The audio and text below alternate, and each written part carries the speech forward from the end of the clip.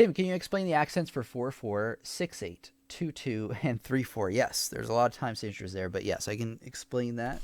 It's not too hard. Just question is the difference between accents and 4/4. So we're going to tackle that one first. So I'm just going to write 4 beats.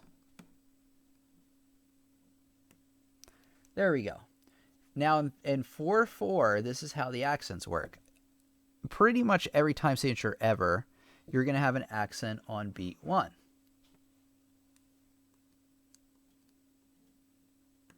There we go. Accent on beat 1.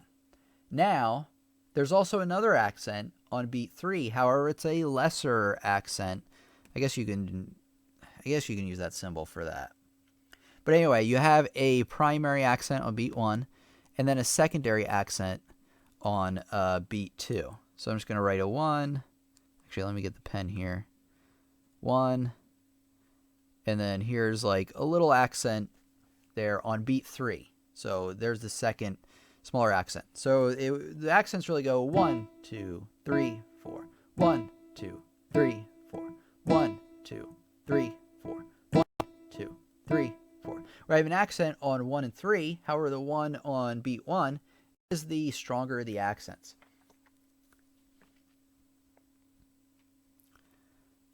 All right, let's go to the next one.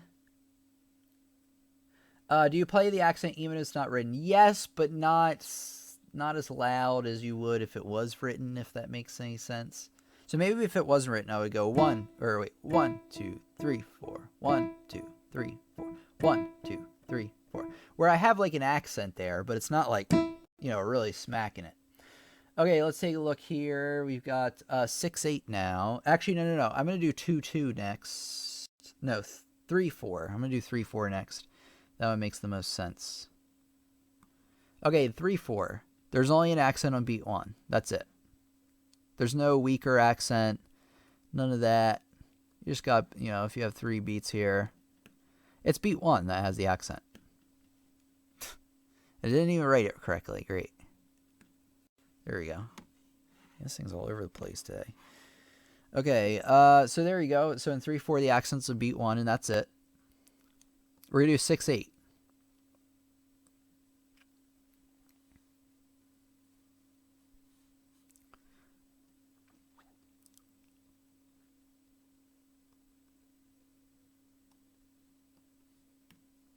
So you have 6/8 notes in each measure.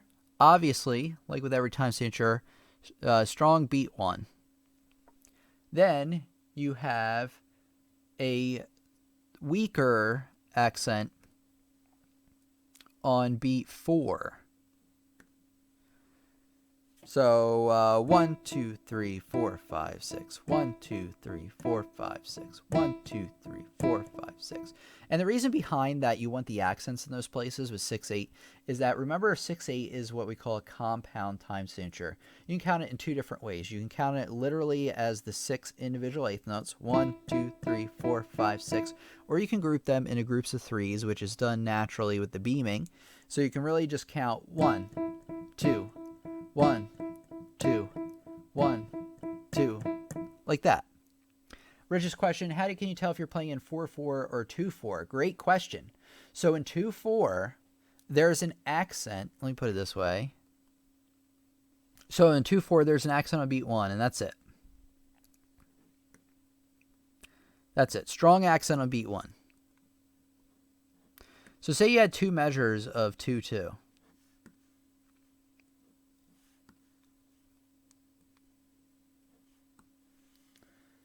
Okay, 2 measures of 2/2. You have a strong accent here, right? Strong accent here. So you have, within 2 measures, you have 2 strong accents. 1, 2, 1, 2. Kind of over-exaggerating them a little bit. Now let's say if we have 4/4. You're going to have, let's say we have 2 measures of this, right? Even though it's going to be twice as many beats. But that's okay.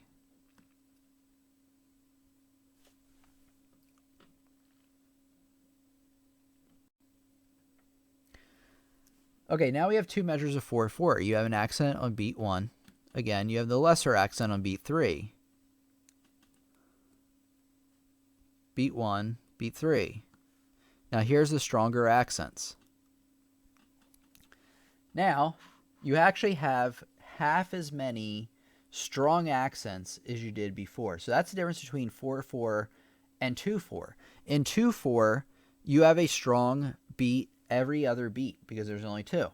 When you're in 3/4, you have a strong one only 1 out of every 4. So instead of going 1, 2, 3, 4, 1, 2, 3, 4, you're going to have a lesser accent. So you go 1, 2, 3, 4, 1, 2, 3, 4.